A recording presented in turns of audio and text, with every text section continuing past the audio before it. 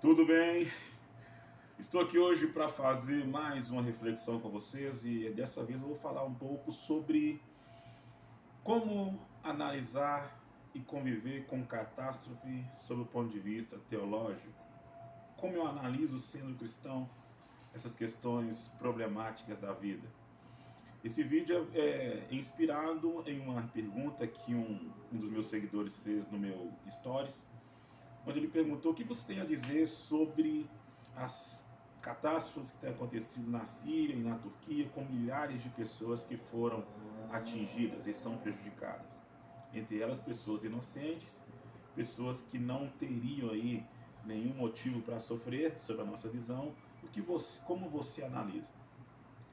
O que eu preciso entender primeiramente é que lidar com catástrofes é um drama do ser humano, principalmente a pessoa que se julga justa, ou análise sobre catástrofe em pessoas que estão aí numa condição de inocentes. É um drama do ser humano, principalmente aqueles que servem a Deus. E esse drama também, ele se estende para além desse ambiente religioso, onde pessoas que não são da fé também questionam com relação a isso, e muitas vezes se torna até uma barreira para que as pessoas sirvam a Deus ou reconheçam a existência de Deus. Porque pensar em um Deus da dimensão pela qual pregamos, onipotente, onisciente, um Deus de amor, e que mesmo assim catástrofes acontecem, eles colocam isso como pelo menos um ponto questionável com relação à existência e ao real poder deste Deus. Em 1710, um filósofo já fazia aí uma análise sobre isso, Leibniz. Ele vai fazer essa análise sobre o mal existente no mundo e os atributos de Deus. Como entender um Deus com tais atributos que permitem que a maldade aconteça na Terra. E é justamente daí que vai surgir o conceito de teodiceia. E esse conceito reflete de forma bem resumida: ou Deus é todo poderoso e não é bom, ou Deus é bom e não é todo poderoso. Porque se ele é bom e é todo poderoso, se ele é bom e permite coisas ruins acontecer, ele não é todo poderoso. Ou se ele é todo poderoso e permite coisas ruins acontecer, isso mostra que não existe bondade plena nele. Mas nós precisamos refletir isso para além dessa nossa angústia de lidar com a possibilidade de sofrer catástrofe. Normalmente, quando o ser humano reflete sobre isso, a sua tentativa de refletir de que coisas desse nível não acontecem com pessoas que servem a Deus, é na verdade uma tentativa de autodefesa. É uma busca constante de se defender e tratar-se dessa angústia que existe aqui dentro, ao pensar: ainda que eu sirva a Deus e viva uma vida plena com Deus, eu ainda tenho a possibilidade de sofrer com algum tipo de catástrofe. E quando isso acontece com alguém do nosso lado, nós logo fazemos aí como os amigos de Jó, que tenta buscar aí a resposta para esse sofrimento. A resposta normalmente é buscar um pecado, buscar algo ruim. E existem pessoas que são fiéis a Deus, pessoas justas, e isso não impediu a elas de passar por momentos catastróficos. Isso aprofunda mais um pouco. Reflita comigo.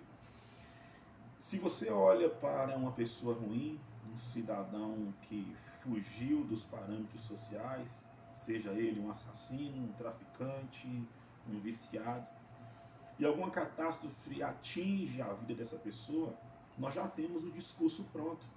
Ela sofreu isso porque não serve a Deus, sofreu isso porque não inclinou-se para as coisas de Deus.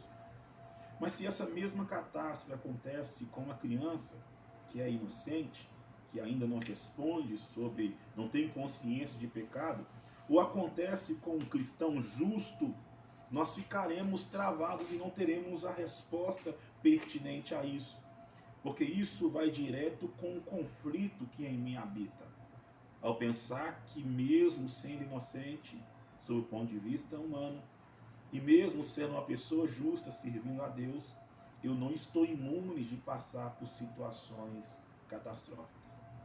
O que eu preciso que você entenda, e talvez ao fechamento para esse pensamento, é que Deus ele não está limitado com essa tentativa de autodefesa do medo, porque Deus ele vai além disso. Segundo, Deus ele não tem essa vida terrena como a vida principal.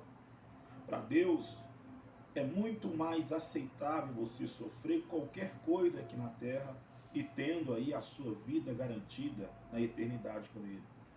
O Evangelho não é sobre uma vida resguardada aqui na terra. O Evangelho não é sobre você ter uma condição de ser bloqueado do sofrimento aqui na terra. O Evangelho é sobre viver aqui na terra, mas com a perspectiva de uma vida eterna com Deus. Para Deus não importa qual é o meio de transporte. Se chegou o meu momento de encontrar com Deus, se seja através de um acidente, seja através de uma morte natural, seja através de uma morte tranquila, isso pouco fará diferença, porque o que na verdade importa para Deus é como eu vou viver a minha eternidade com Ele. Então, catástrofe acontecendo por pessoas, ainda que justas, não é o principal foco do Evangelho. O principal foco do Evangelho é onde passaremos a nossa eternidade. Espero que tenha ajudado.